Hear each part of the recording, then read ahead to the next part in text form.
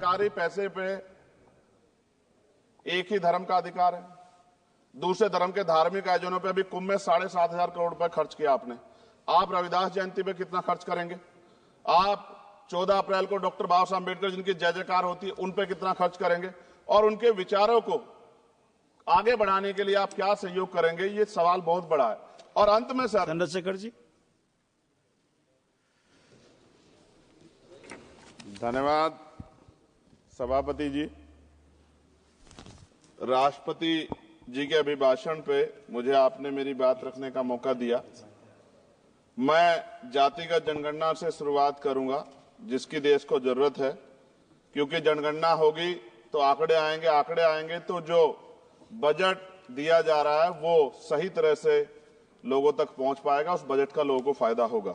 दूसरी बात, अयोध्या में 3 दिन तक पुलिस ने कार्रवाई नहीं की, इसका खामियाजा एक बेटी को अन्याय के रूप में उठाना पड़ा और मुख्यमंत्री जी यहां खड़े होकर राजनीतिक स्पीच में उस बेटी के अपमान का तमाशा बना रहे थे। ये बहुत दुखदाई है। साथ साथ कुंभ में जिनकी जान गई उनको मैं श्रद्धांजलि देता हूं और मुख्यमंत्री जी को आपके माध्यम से कहता हूं कि वो सूची दे दे तो मुआवजा सब लोगों तक पहुंच जाए। बहुत अच्छी बात है। एक आईना सर मुझे दिखाना है देश भर की सरकारों को। यही बागपत के एक बच्चे ने न्याय नहीं मिला सर, आत्महत्या कर ली पार्लियामेंट के सामने, जितेंद्र ने। परभनी में बाबा साहब अम्बेडकर की स्टैचू तोड़ी गई सर, वहां सोमनाथ सूर्यवंशी को पुलिस ने मार दिया सर। यहां पंजाब में सर, अमृतसर में बाबा साहब अम्बेडकर की प्रतिमा पे किस तरह का अपमान किया गया। गोरखपुर में 2 दलित बच्चों की हत्या हुई सर। सूरत में एक दलित बच्ची को फीस ना चुका कारण अपमानित किया गया, उसने सुसाइड कर लिया सर। झुंझुनू में राजस्थान में एक बच्चे की पिटाई की गई मटकी छूने पे सर दोबारा। कठुआ जम्मू में सर एक नाबालिग बच्ची का सामूहिक बलात्कार किया गया सर। साथ साथ सहारनपुर में भूमाफियाओं ने शमशान की भूमि को देवबंद में सर जबरन कब्जा करने की कोशिश की, गोलीबारी की सर। आजमगढ़ में सूरज की हत्या सर हो गई है और पुलिस बचाने काम करे अपराधियों को। सर SC ST को पहले जमीन मिलती थी पट्टों के रूप में, कई सरकार ने दी। उन जमीनों को पहले तो दबंगों ने कब्जा के रखा और अब उन जमीनों को सरकार भी छीन रही है सर। शहर में रहने वालों को SC ST को आवासीय पट्टे दिए जाने चाहिए। आजादी के 75 साल भी घर नहीं है, बाद भी SC ST के बच्चों को जो स्कॉलरशिप दी जाती थी, केंद्र और राज्य का आपसी विवाद है कि 60% आप दोगे, 40 हम देंगे। इस चक्कर में कई बार स्कॉलरशिप सब नहीं समय पहुंचती, मानसिक प्रताड़ना होती है, स्कूल परेशान करते हैं, कॉलेज। इसलिए मेरी राय है सर कि 0 बैलेंस पे उन बच्चों का एडमिशन कराया जाए। जब सरकार कुछ करना ही चाहती तो बच्चों को फायदा हो जाए। और देश भर में सर बहुत सारे छात्रावास बने हैं, लेकिन उन छात्रावास की स्थिति ऐसी है जर्जर, जैसे हमारे स्कूलों की है। इन छात्रावास का जीर्णोद्धार करा जाए, उनकी रख रखाव का ख्याल रखा जाए, क्योंकि यहाँ देश का भविष्य तैयार हो रहा है। और ऐसी हालात सर स्कूलों की है, स्कूलों के हालात आप देश भर में, मैं उत्तर प्रदेश से आता हूँ, जाके देखोगे नगीना क्षेत्र में सर अगर स्कूल गिर जाएगा किस दिन बहुत बड़ा हादसा हो जाएगा, कोई पूछने वाला नहीं है सर। बात OBC समुदाय की जाए सर, OBC समुदाय को वक्त आ गया है कि विधानसभा और लोकसभा में आरक्षण जो है सर मिलना चाहिए, जो उनकी पर्याप्त संख्या यहाँ लोकसभा में और सभी स्टेटों की विधानसभा में आ पाए, जो सामाजिक समानता की दिशा में जरूरी कदम है। OBC को भी SC ST की तरह सर प्रमोशन रिजर्वेशन मिले। OBC आरक्षण में जोड़ा गया सर असंवैधानिक है, क्रीमी लेयर उसको खत्म किया जाए। सरकारी स्वायत्त संस्थानों में भी सरकारी विभागों के समतुल्य पदों को चिन्हित किया जाए तथा उनकी समतुल्यता स्थापित की जाए, ताकि इन संस्थानों में कार्यरत OBC कर्मचारियों के बच्चों को भी आरक्षण का लाभ मिल जाए। सर पत्रकार सुरक्षित नहीं है। पत्रकार मुकेश चंद्राकर की सर भ्रष्टाचार के खिलाफ आवाज उठाने पर हत्या की गई सर। कौन पत्रकार ईमानदार से पत्रकारिता करेगा?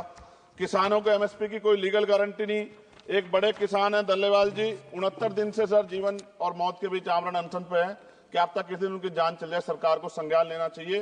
सर माइनॉरिटी की बात करूंगा, धार्मिक आस्था की बात है, हम तो सभी का सम्मान करते हैं क्योंकि हमने शपथ ली है, हम संविधान को मानने वाले लोग हैं। लेकिन सर बड़ौत में भगवान आदित्यनाथ निर्वाण लड्डू पर्व के दौरान दुर्घटना हुई, 8 लोगों की जान चली गई, श्रद्धालुओं की, 75 घायल है। सरकार ने संज्ञान नहीं लिया।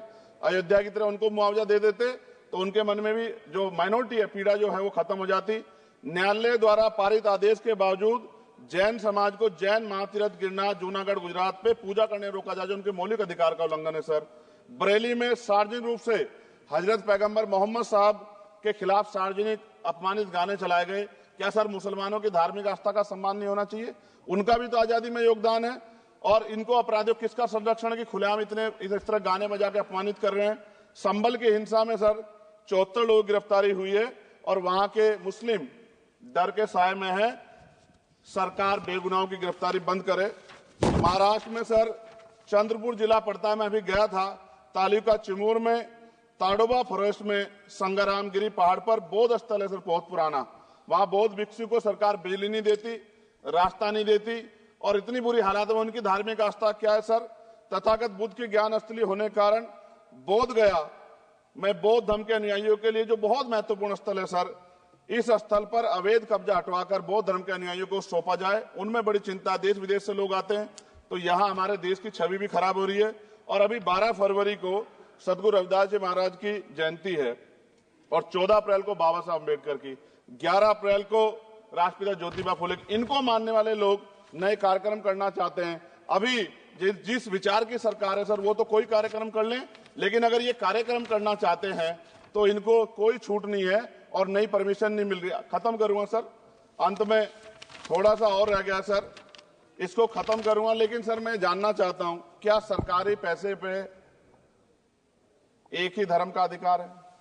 दूसरे धर्म के धार्मिक आयोजनों पे अभी कुंभ में 7,500 करोड़ रुपए खर्च किया आपने। आप रविदास जयंती पे कितना खर्च करेंगे? आप 14 अप्रैल को डॉक्टर बाबा साहब अम्बेडकर जिनकी जय जयकार होती है, उन पे कितना खर्च करेंगे? और उनके विचारों को आगे बढ़ाने के लिए आप क्या सहयोग करेंगे? ये सवाल बहुत बड़ा है। और अंत में सर मुझे आपसे आपके माध्यम से सरकारों को कहना है सर, क्या इस देश से दलितों, मुसलमानों, पिछड़ों, आदिवासियों को निकाल देना चाहती है सरकार? जिस तरह से उनके अधिकारों को, स्कॉलरशिप को, उनकी पढ़ाई को, हेल्थ सिस्टम में कोई पैसा नहीं खर्च हो रहा है, क्या उनको निकाल के इस देश को ऐसा देश बनाना चाहते हैं जहां कुछ ही धर्म के लोग रहेंगे? सर मैं ये कहना चाहता हूं, देश सबका है और अगर सरकार ये तय करके बैठ गई कि वो दलितों, मुसलमानों को, पिछड़ों को, आदिवासियों को निकाल देगी, तो सर ये संभव नहीं। इतनी बड़ी आबादी है, हम अम्बेडकरवादी लोग उनके पक्ष में खड़े हैं क्योंकि हमने शपथ ली है कि हम हर व्यक्ति का संरक्षण करेंगे। और मैं आपके माध्यम से सरकार को चेतावनी के तौर पर कहना चाहता हूं, सरकार अपनी इस आदत में सुधार करे, वरना इसके परिणाम सड़कों में बहुत भारी होंगे। अगर मुसलमानों को, दलितों को आप लोग निकालने के बारे में सोचोगे और उनकी धार्मिक आस्था का अपमान करोगे, तो ये हम लोग किसी कीमत पे बर्दाश्त नहीं करेंगे। मैं आपका धन्यवाद करूंगा सर, लेकिन साथ साथ मैं ये भी कहूंगा सर, और सर खत्म कर रहा हूं सर, 10 सेकंड में खत्म कर रहा हूं सर, आप आदेश करेंगे तो खत्म कर दूंगा। खत्म कर दीजिए, एक सेंटेंस बोलिए। 10 सेकंड में खत्म कर दूं सर, एक सेंटेंस में 10 सेकंड ही आएगा, बोलिए। सर मैं बस ये कहना चाहता हूं कि सरकार सभी का ध्यान रखे और उनमें भी गरीबों का ज्यादा ध्यान रखे, क्योंकि सर अभी जेब कटाई हुई 2800 रुपए का टिकट है सर इलाहाबाद का, 56,000 रुपए का था सर। मैंने मंत्री जी से कहा, तब जाके उन्होंने संज्ञान लिया, तब आधे रेट हुए। इसलिए कह रहा हूं, धर्म के नाम पे धंधा और लूट नहीं होनी चाहिए सर, इसकी जिम्मेदारी सरकार की। धन्यवाद सर।